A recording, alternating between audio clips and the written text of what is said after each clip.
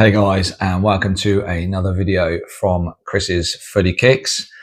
So today I'm going to do a bit of a Mizuno comparison video.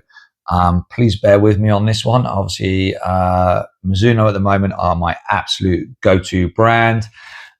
So yeah, I just wanted to discuss and bring out there what the differences are currently in some of their boots, particularly their leather boots that are on the market at this moment in time.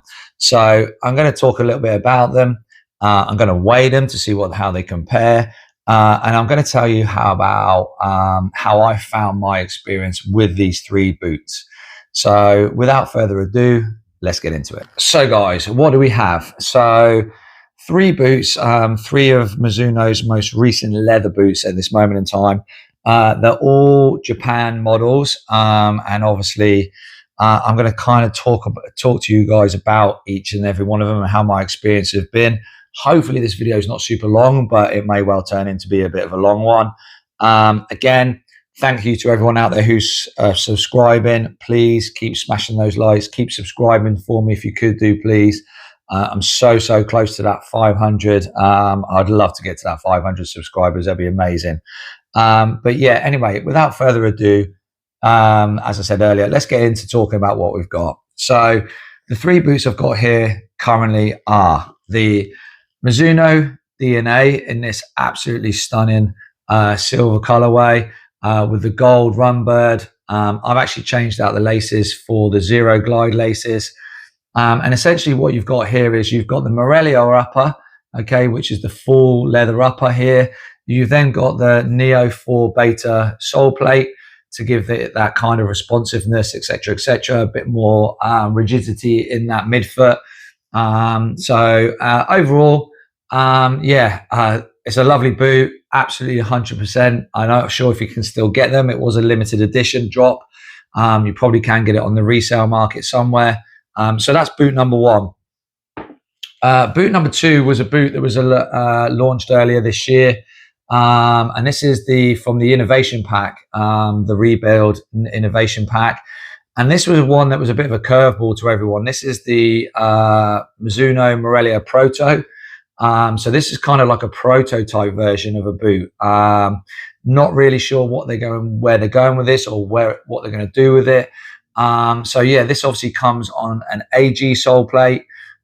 This wasn't available in a soft ground or even a firm ground. It literally only came in this multi-ground or AG ground sole plate here.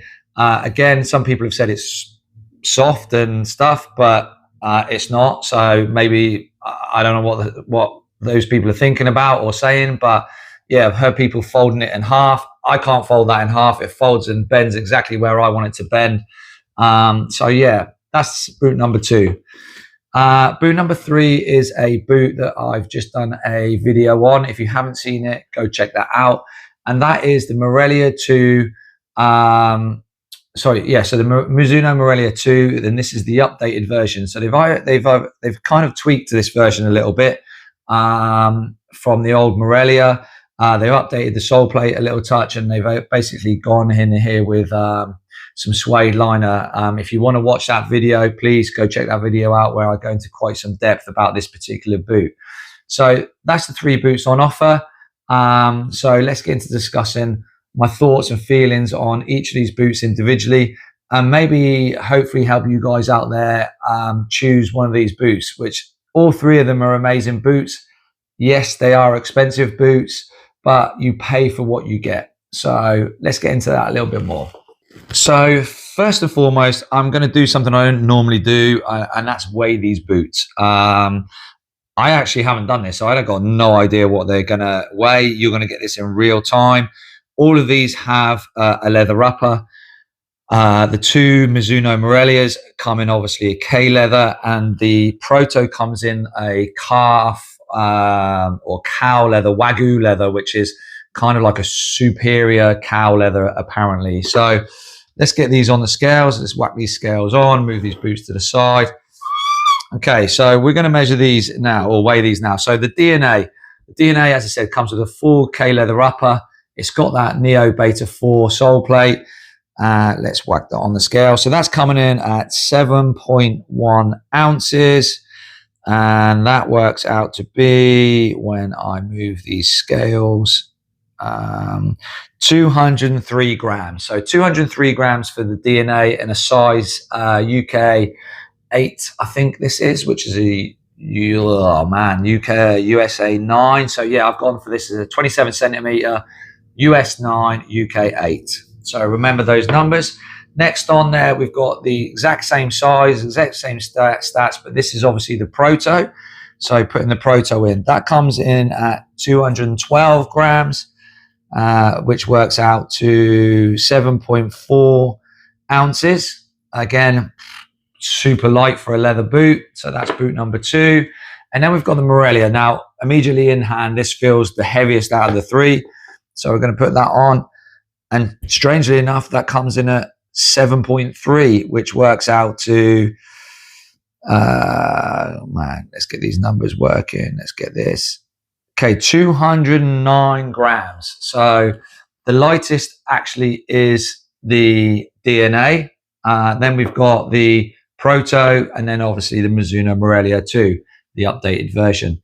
All of these boots, not massively heavy, 200 in and around the 200 gram area.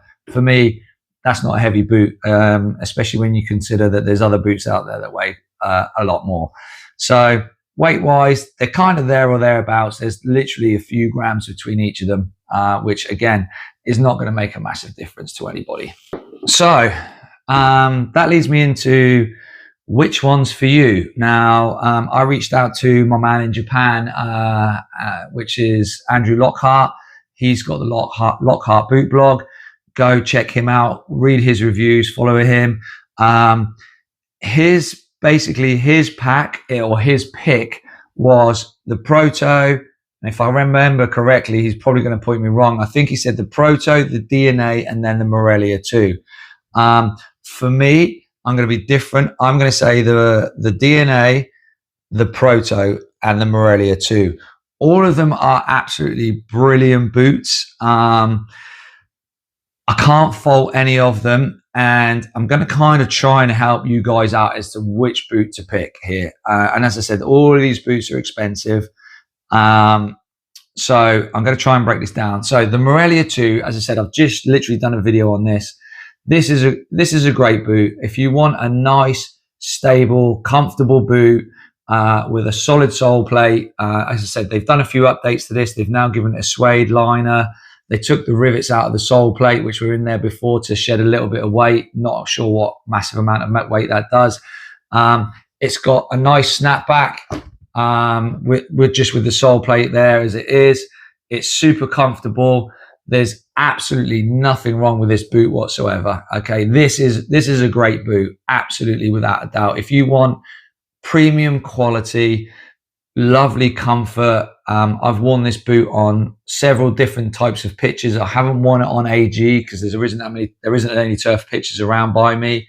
It's all natural grass, albeit in California very firm at the moment because it's super hot in the hundreds. Overall, great boot. Love the lockdown. I use a runner's loop just to give it that little bit of extra lockdown. The laces are terrible, but that's the same on all of these boots. But other than that, it's a solid boot. That brings us on to the Proto. So in my original video, I kind of asked who this boot was for and what was the purpose of it. I since worn it a few more times, and the more I wear it, the more I absolutely love it. It molds amazingly to your feet, and the slight off-center lacing, and I don't know if you guys can pick that up, makes it super, super comfortable to wear. I put my own runner's loop into it. I just drilled basically put another lace hole into it, kind of close together, to give it that extra bit of lockdown, because it didn't have that. And when I tried to do it just the normal way, like the Melias, it didn't kind of work. Since I've put that in, it's quality, absolutely amazing. The lockdown's great. Again, the laces are trash. I've got some zero glide laces coming, which I'm going to put in here. That is going to make a massive difference, 100%. But yeah, guys, on this AG plate, this is a boot for someone who is happy to spend some good money on a quality leather football boot. Mostly plays on turf. You could definitely get away with playing on a really hard natural grass pitch as well. Without a doubt, the comfort is there. If you like an off-centered lacing boot, which doesn't give you that pressure down the middle, again, it's great for that. The tongue is lovely and padded. It's got a nice bit of padding right down the middle, again, just to take that pressure off that middle of that foot.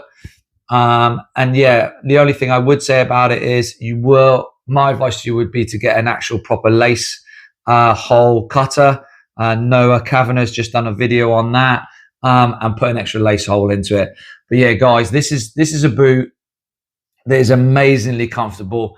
And the people out there that are saying, oh, it's flexible and soft, it's not. It's a great boot. It's not that flexible. You know, look, I can't bend that in the middle. It just bends in exactly the place where I want it to bend in the forefoot. It's on an AG plate. It's a great AG plate. So yeah, that is definitely a great boot, and I can understand why Andrew says that it's his pick. I get it totally. Yeah, so that's that one. That leads us into my pick, which is the DNA. For me, guys, again, superior quality. If you want that amazing leather quality, you're going to get this with this boot. It's super padded in the forefoot there. It's full K leather all the way through. The same as this Melia, albeit that being said, this actually is now a synthetic around the collar here. So that's not a full leather. The rest of it is full leather, apart from obviously the rumbird. But up here is synthetic. Here it's actually proper full K leather. The color of this is obviously amazing. But this is just an amazing boot. I love the sole plate. I get why the Neo 4 Beta is such a liked boot. I get that totally. Obviously, it has the one-piece upper, etc., and I can understand why Mizuno do that boot. And it obviously comes with a leather forefoot, but then the rest of it is synthetic. This is obviously full K leather, which I absolutely love. I love leather football boots. Synthetic boots, I can't fault them. They're great, but I'm just an old school leather guy. And mix that with obviously this sole plate, which is super responsive. I mean, it's super snapbacky, and the stability in that midfoot here is unreal. But this boot, it has more snapback than the other two boots. Not that the other two boots are bad by any stretch of the imagination. I've obviously put the zero glide laces in this. They had silver ones in there before, grey. I've taken them out and put the gold in there just to kind of mix it up a bit. Once you change the laces out, man, they're phenomenal. And that's why this is my pick. Again, it's an individual choice. I love this boot. It's amazing. And if you've got the money and if you can get hold of it, get it. It's great. It's expensive, but you are getting premium quality leather. And then you're also sticking onto it their speed boot, their speed boot sole plate, so to speak. And that's why it's obviously the DNA. So yeah, I would say this is for a player who loves a lovely touch on the ball, but also wants a responsive sole plate. And that's what this gives you 100%. It's a fabulous boot. And I can't recommend it enough. And that's why it's my pick of the current Mizuno leather boots that are out there at this moment in time. So in conclusion, guys, thanks for watching. Thank you for listening to my comparison on this boot, or on these boots from Mizuno. At this moment in time, I am absolutely loving Mizuno boots. They are so comfortable on all different grounds that I'm playing in at the moment. Obviously, some of the pitches I'm playing on have been heavily watered. Not where they're like slippy, but just heavily watered. None of these I can fault with them whatsoever. Even on the harder pitches, I had some TLSSs that were on feet, and I had some stud pressure from them on a pitch. Every single one of these boots here that I've actually worn on that same pitch, I've had no issues with. So no stud pressure at all. So again, guys, yes, you are paying more, but my word, you are getting serious quality. So I can't fault them, guys. If you are into Mizuno or you're into a leather boot and you've got the money, you want a boot that's going to last, a boot that can be worn on AG, FG, natural grass pitches. And definitely, there's no reason why you can't wear these two models on an AG pitch. They're conical studs.